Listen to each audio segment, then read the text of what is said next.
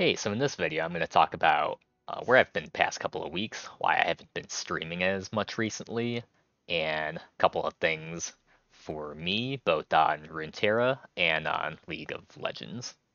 So I'm also going to run a Legends of Runeterra lab, which is just a simple kind of like co-op versus AI type of thing where we have like you pick a power, you pick a pre-made deck and a couple of cards, and you go at it.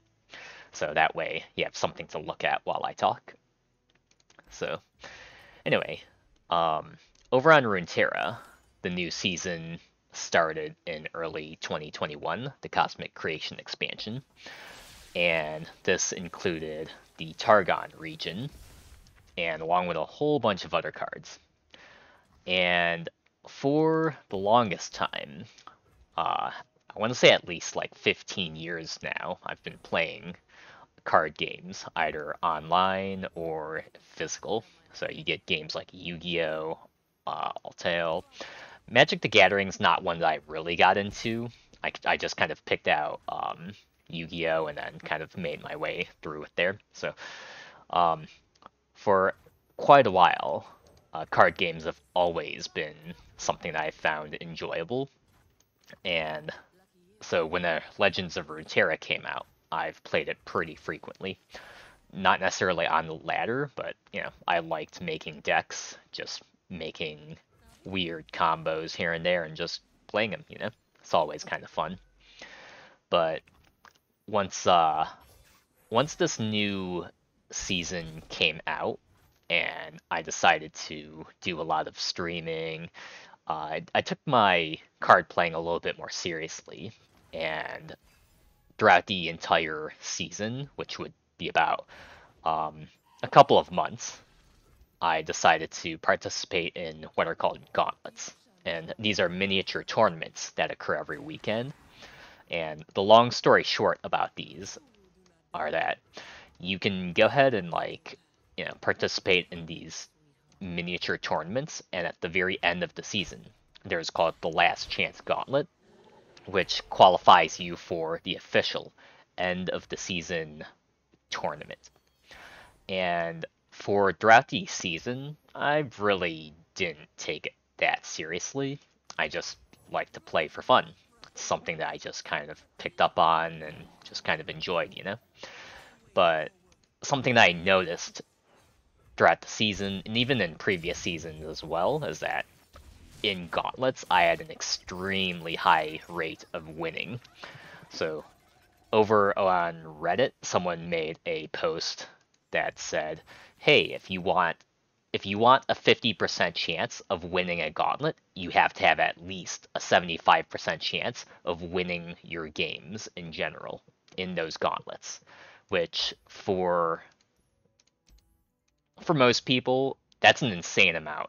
Like that win rate is just insane. But I played in the gauntlets because I figured why not. It's also a way to complete missions. I I have a relative amount of fun in them, so might as well. But I noticed that my win rate in those gauntlets were pretty high. So some of the times I would hop in and give it a try, and I won quite a couple of those gauntlets throughout the season. But I tried streaming some of the gameplay that I had, but it's also kind of difficult too with streaming a Runeterra game because there's a good chunk of the time where there are decks that I like to play, but I don't know if they're necessarily entertaining. But on the other hand, if I play a meme deck, it's also hard to pick up people that want to play or watch people play seriously. So it's a pretty weird thing sometimes, but overall, streaming Runeterra is like something that I find pretty difficult because not only do I have to play these weird things to be entertaining, but also at the fact that like if I'm talking, I'm not necessarily playing as well as I should be. But anyway, more on like the gauntlet, the tournament thing. So at the end of the season, I believe it was February 21st. Let's see, let me check the date actually. Okay, so at the end of the season, um, there are a couple of ways to get back in if you're not necessarily top 700 of the Masters and leaderboards and stuff. So at the end of the end of the season tournament is comprised of 1,024 participants. 700 of them will be pulled from the top 700 players on the region or the region's servers. So North America, the top 700 masters will participate. They are qualified to participate.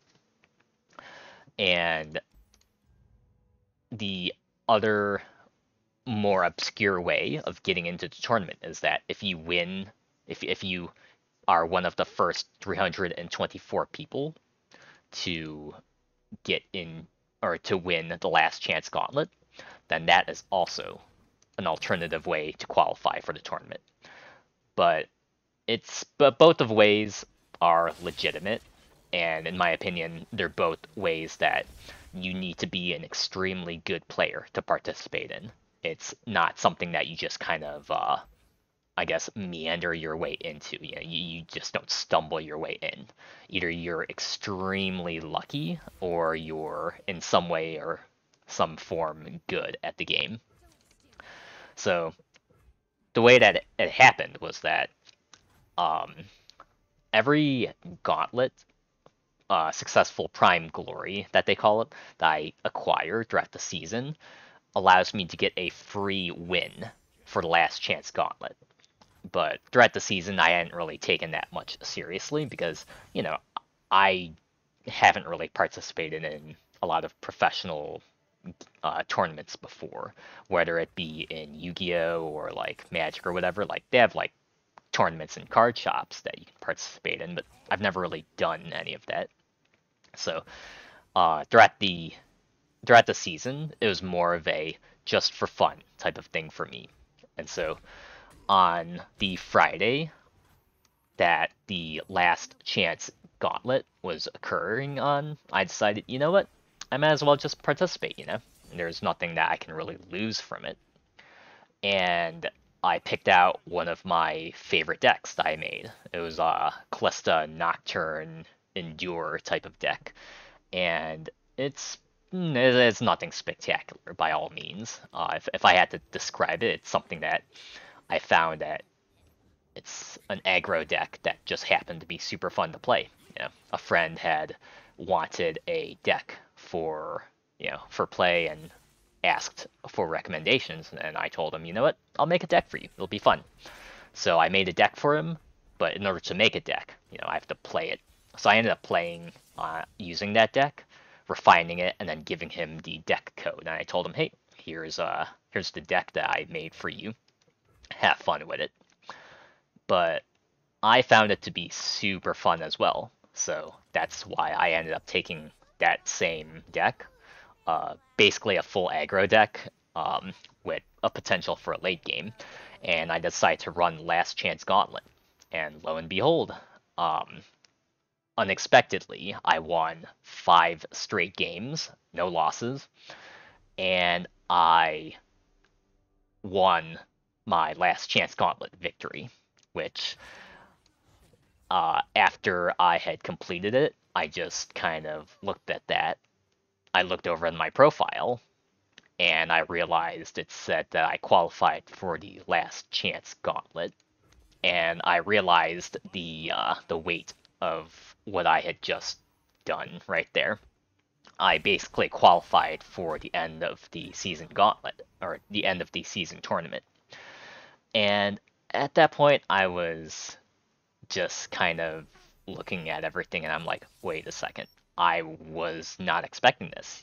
Like this same weekend, there's also Clash going on League. There's also quite a lot of stuff that I just had expected to do during the weekend, and I didn't expect that I would qualify.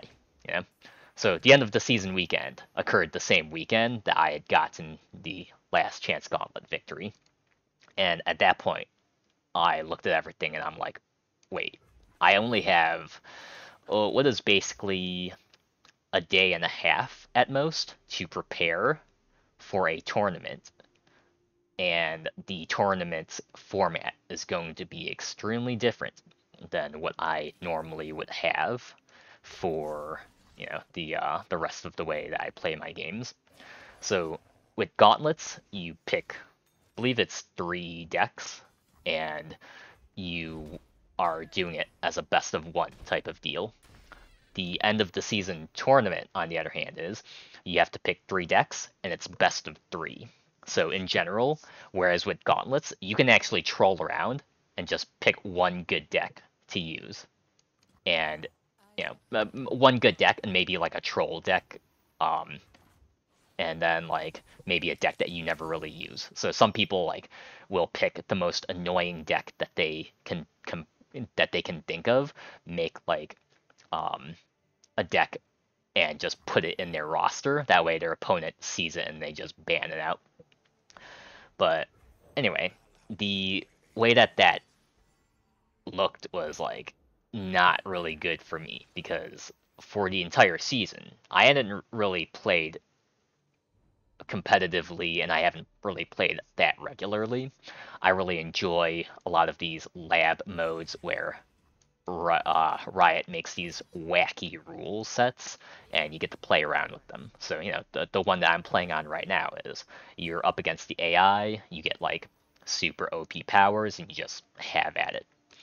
And, I've enjoyed playing labs basically the entire season, and I hadn't really caught up with the meta, the decks that are prevalent on ladder. But, there's like quite a bit of advantage that I still have. I have a good intuition as a card player, and at the same time, I'm relatively familiar with the interactions that occur with cards. And so I decided, you know what? I'll take the chance and I'll give that tournament a try. And at that point, I had a couple of things to worry about. One is getting 2 more decent decks to bring into the tournament, and getting those decks into my system in a reasonable amount of time. So when I mean by like getting them into my system, it's like it's not just making the deck. You have to be able to pilot it properly. So you have to be able to take a look at what you have, and you have to be able to play the cards properly. If you don't play the cards properly, then obviously you're not going to be able to make full use of a deck. But I had an interesting challenge in the sense that not only do I have to choose 2 more good decks, but I have to learn both of them front to back, learn how to play them well, learn at least some of their matchups, and I also have to study what other people are bringing onto the ladder. And using that kind of strategy is how I kind of approached going into that seasonal tournament. So for the entirety of the rest of Friday, good chunk of Saturday as well, I did that. I made 2 new decks, and I practiced, played at least a dozen games, and well, I basically squeezed in as many games as I could. And you know, I obviously still wanted to play Clash with my friends, so I actually took a lot of time as well, squeezing in time to practice with my team for Clash. I don't think we really did. I don't think we really did that well in Clash, but that's also like it is what it is.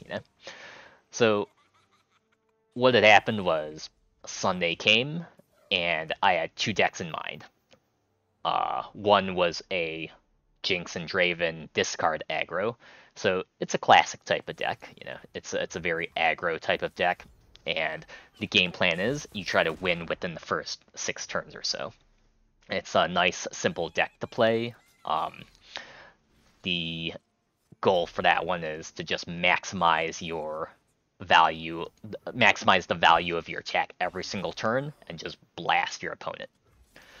And I chose that one because, I needed something that was nice and simple, and I could just, run at the opponent with.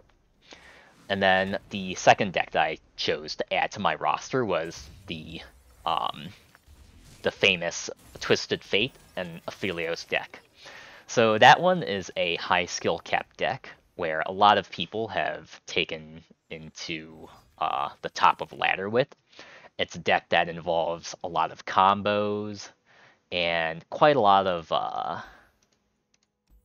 quite a lot of combos, quite a lot of interactions, and it's a deck that you can you can pilot relatively well within like the first I wouldn't say like first half an hour of like studying it, but like there's an extremely high skill cap for that deck. The amount of combos and the amount of cards that you're going through each game is insane for that deck. But it is an extremely powerful deck. And I decided, you know what? Like, I'm expecting a lot of people to bring some kind of variant of Twisted Fate Aphelios in. I might as well join the bandwagon. And that's the third deck that I had in my roster to bring in. And those are my choices. So, the entirety of Sunday morning was me just putting in, or yeah, grinding in as many more practice games as I could. And obviously, there's not going to be like, there's obviously not going to be an overnight. I wanted my mental health to be as good as possible as well going in. So no overnighting. I got a good, I want to say like 7-8 hours of sleep too. So Sunday morning, a lot of practice, and then going right into the tournament. And at first, well, didn't look too good. I actually lost my first round. The first game that the first couple of games I had, the format super different than what I was used to. So in the gauntlets, you have a not open. I think that's the word, an open deck format where you can see your opponent's decks. So I play a strategy where sometimes I'll add or subtract certain cards because some of these like some of the value of like building decks is that you can add surprise factors into your decks, and that's like a huge staple um of certain things. So that was a big thing too. Uh, Having that open deck format, I think, also was a disadvantage that I should have read upon, which that's totally my fault. I should have read more on like the rules, and I should have known, but I didn't. So I'm pulling in decks that have a slight disadvantage if the opponent actually knows the entire contents of the deck. So not good at all. The time format, same deal. I'm like really psyched out by like the time format as well, and just a lot of stuff that kind of added up.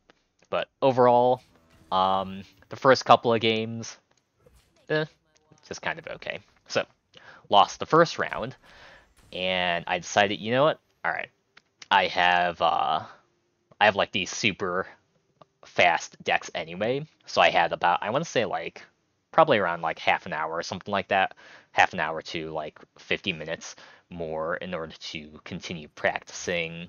So I hop into normal games and decided, you know what? I didn't win my first round, and that definitely disqualifies me for the final top 32. But I do want to play out the rest of this tournament and, just do my best. See how well I can, see how high I can go, And from there, I decided to grind a couple more games in the non-tournament mode, and then hop back in for my second round. And I think the amount of games and like the mindset that I had really helped me going into the second round, and I ended up winning my second round. So, um, long story short, I had round one loss, round two win, two more losses in round three and four, and then won my round five. So I think like mathematically, I think I placed, I'm gonna say this were like a standard tournament format, I'd probably be within like top like 800. Yeah, probably top 800, but it's still not like anywhere close to the top of the yeah, not anywhere close to the top, but that's okay. So there are a lot of things I learned where, it's like I have a real potential to go into professional Legends of Runeterra, but I do have to put in a lot of work and a lot of studying the game, knowing the meta, knowing the cards. But I think it's a good starting point for me at least. So yeah. So the last couple of weeks or so post tournament has been me participating in a lot of doing what I set out to do, where I've been reading up on this new expansion that's coming on out and kind of making sure that if I do participate in the upcoming tournament, if I do qualify, then at least I will have a better understanding of the meta. But what's going to happen is that I do want to hop onto the ladder and potentially climb up to Masters if I can, and qualify for the end of the season tournament using the top 700 of Masters and not just through gauntlets. And obviously, if I can, I'm going to try both ways. But if I want to be a serious contender, at least, I want to at least be able to know that I can get into Masters and play well. So that's life as it is with me. And then the next couple of months will be obviously me still doing a lot of the practicing, and I still want to stream for you guys, and I also want to show a lot of good content on League. Whether or not I stream on Runeterra, I'll still think about it. So, yep. All right. So yeah, thanks for watching.